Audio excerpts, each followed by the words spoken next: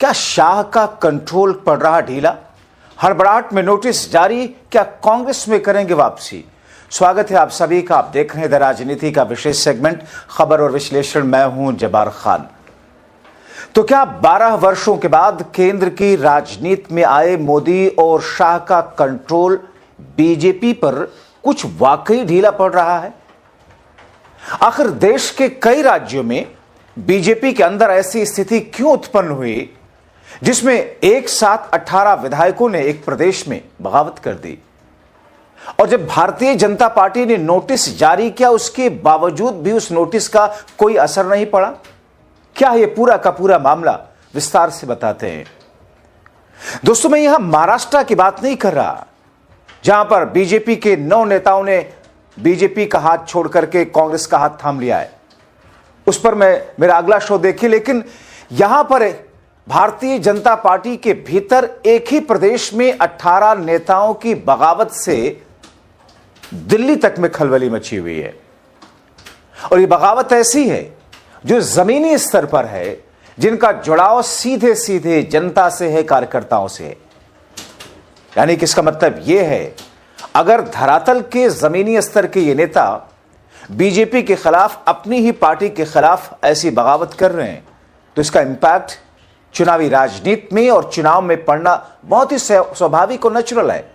और दोस्तों, हाल ही में कुछ दिनों पहले अभी आपने देखा कि कैसे पंजाब के पूर्व मुख्यमंत्री, जिन्होंने कांग्रेस को पूरी जिंदगी दी और कांग्रेस में पूरी जिंदगी किस तौर पर मुख्यमंत्री की कुर्सी पर भी बने रहे, अपने राजनीतिक करियर में कैसे उफान हासिल किया, लेकिन कैसे वो कुछ वर्ष पहले कांग्रेस छोड़ करके बीजेपी में गए थे, लेकिन बीजेपी से उनका मन भर गया, बीजेपी में उनकी कोई सुनवाई नहीं हो रही और वापस फिर से वो कांग्रेस पार्टी में जा रहे थे।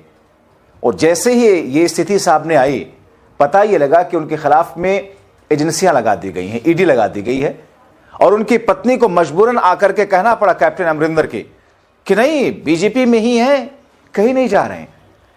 तो क्या दम घुटने लगता है नेताओं का, उन नेताओं का जो किसी दूसरी पार्टी से बड़ी महत्वाकांक्षा में बीजेपी में आए थे, या ऐसे नेताओं का जिन्होंने मोदी और शाह के बारे में जो ज्यादा फैमिलियर नहीं थे, उनको लगा था कि साहब डेमोक्रेसी पार्टी विद डिफरेंस की बात होती है, सबको उसी हिसाब से रखा जाएगा।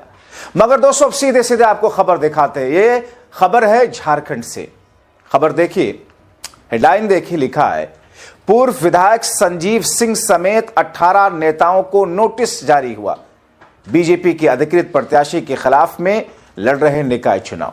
और दोस्तों, जो अगली हेडलाइन है कि चंपाई सोरेन बीजेपी से नाराज, नगर निकाय चुनाव में रायशुमारी से रखा गया दूर, आदित्यपुर सरायकेला में उतारे समर्थक उम्मीदवार। ये कौन चंपाई सोरेन है?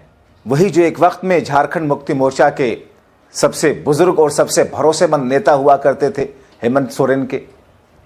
जब उनको जेल जाना पड़ा था तो इन्हीं की ताजपोशी करके, इन्हीं को मुख्यमंत्री की कुर्सी सौंप करके वो गए थे। लेकिन दोस्तों, आने के बाद में क्या हुआ? इन्होंने तो बगावत ही कर दी, भारतीय जनता पार्टी में आ गए और बीजेपी में आए थे इस उम्मीद में कि बीजेपी की तरफ से मुख्यमंत्री के प्रत्याशी होंगे। मगर दोस्तों, अब उन्हीं की नहीं सुनी जा रही है। ऐसा क्या हुआ? तो देखिए खबर। चंपाई सोरेन का कहना है कि पार्टी की ओर से उन्हें बैठकों और रायशुमारी को लेकर भी कोई सूचना नहीं दी जाती। जो अपने मुंह मियां मिट्ठू बन करके मुख्यमंत्री की कुर्सी का ख्वाब देख रहे हो और जो बीजेपी में मुख्यमंत्री के पद का दावेदार खुद को बता रहे हो, उन्हीं को दोस्तों रायशुमारी को लेकर के या पार्टी की मीटिंगों को लेकर के जानकारी तक नहीं दी जाती। बुलाना तो बहुत दूर की बात है। जब बुनियादी जानकारी तक साझा नहीं की जाती तो फिर सक्रिय भूमिका निभाने का सवाल कहां उठता है? चंपाई सोरेन ने कहा कि इस घटनाक्रम के पीछे कोई प्रभावशाली व्यक्ति हो सकता है जो नहीं चाहता पार्टी के भीतर ज्यादा सक्रिय रहे। दरअसल चंपाई सोरेन और बीजेपी के अंदर का राजनीतिक विवाद उस समय और बढ़ गया जब यह बात सामने आई कि आदित्यपुर नगर निगम और सरायकेला नगर पंचायत चुनाव में चंपाई सोरेन ने अपने समर्थकों को खड़ा कर दिया। हालांकि दोस्तों, पार्टी के स्तर का चुनाव नहीं, मतलब टिकट पार्टी नहीं देती क्योंकि पार्टी समर्थन करती है, लेकिन ऐसे पार्टी के ही प्रत्याशी, समर्थित प्रत्याशी के खिलाफ में अगर अपने समर्थकों को खड़ा करेंगे तो जाहिर तौर पर सपोर्टेबल तो होगा ही। पार्टी द्वारा आधिकारिक समर्थन घोषित किए जाने के बावजूद उनके समर्थक उम्मीदवारों ने नामांकन वापस नहीं लिया।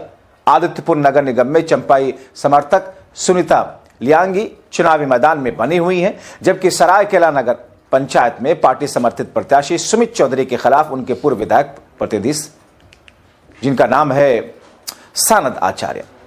अब एक और खबर देखिए, लिखा है कि दलीय राजनीति चरम पर है। धनबाद नगर निगम के मेयर पद के लिए बीजेपी संजीव कुमार को प्रत्याशी बनाया है। संजीव कुमार के खिलाफ बीजेपी नेता झरिया के पूर्व विधायक संजीव सिंह, भारतीय जनता युवा मोर्चा के पूर्व जिला अध्यक्ष मुकेश पांडे और बीजेपी नेता ब्रगनाथ भगत चुनाव लड़ रहे हैं।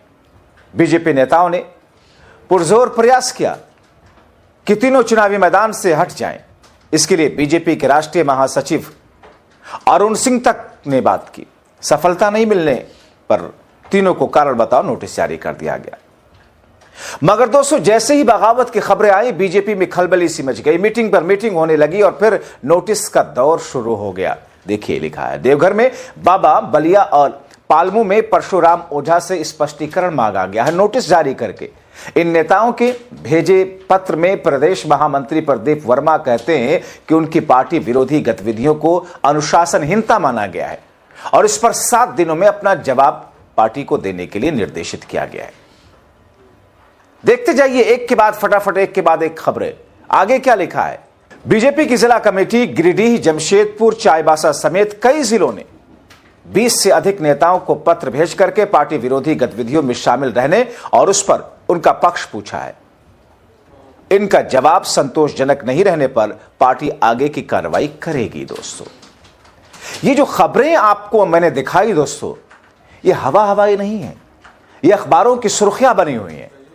अखबारों के हेडलाइंस मैंने आपको दिखाई ताकि कोई ये ना कह सके कि अपने मन से इमेजिन करके इल्यूजन परोसा जा रहा है, हाइपोथेटिकल स्थिति को बताया जा रहा है। यह जमीन पर घट रहा है बीजेपी के साथ में। तो दोस्तों, एक ऐसी स्थिति जहां पर भारतीय जनता पार्टी को इन स्थितियों और परिस्थितियों का सामना करना पड़ रहा है, बीजेपी को नोटिस जारी करना पड़ रहा है। 1-2 नेताओं ने बगावत नहीं की है, 18 नेताओं ने बगावत की है। पूर्व विधायक से लेकर के 18 नेताओं का एक साथ बगावती तेवर आना जाहिर तौर पर यह दर्शाता है, क्योंकि कहा यह जाता है ना कि दूसरी पार्टियों के नेता साहब वो बीजेपी में चले जाते हो, भ्रष्टाचारी हो, कुछ भी हो, कितने का भी उनके ऊपर आरोप क्यों न लगा हो, ऐसी वॉशिंग मशीन है जहां पर जाकर के सब कुछ साफ सुथरे हो जाते हैं। मगर दोस्तों, बीजेपी के अंदर जो अनुशासनहीनता के अनुशासन की बात की जाती है, वो अनुशासनहीनता की खबरें क्यों आने लगी? क्यों इन 18 नेताओं ने बगावत कर दी? चंपाई सोरेन का एग्जाम्पल आपके सामने है। अब ऐसी स्थिति में अगर उनको, जो कि मुख्यमंत्री पद का दावेदार हो बीजेपी की तरफ से, और उनको ही पार्टी की गतिविधियों, झारखंड के पार्टी इकाई की मीटिंगों के बारे में, रायशुमारी से जुड़े मामलों के बारे में बुलाना तो छोड़िए, अगर उनको जानकारी तक पार्टी नहीं दे रही है, तो इसका मतलब यह है कुछ तो कुछ ऐसा है जो मिसिंग है और जो इन लोगों पर भरोसा नहीं कर पा रही है पार्टी, या पार्टी के ऊपर इन लोगों का भरोसा टूट चुका है। तो ऐसी स्थिति में क्या होता है? ऐसी स्थिति में बिखराव होता है और इस बिखराव के कारण क्या खुद पार्टी केंद्रीय नेतृत्व है, क्योंकि कहा जा रहा है कि साहब किसी की सुनवाई नहीं हो रही है। तो ऐसी स्थिति में दोस्तों, आगे आने वाले दिनों में बहुत महत्वपूर्ण होगा यह देखना कि 18 बागी नेताओं के बगावत के बाद क्या कुछ स्थिति बनती है। क्या ये माफी मांग लेंगे, अपनी गलती स्वीकार कर लेंगे, या फिर अपने क्रोध को, अपने आक्रोश को, अपने बागियाना तेवर को और ज्यादा आगे ले जाएंगे? और क्या ये सब कांग्रेस आ रहे हैं? देखना बहुत महत्वपूर्ण होगा।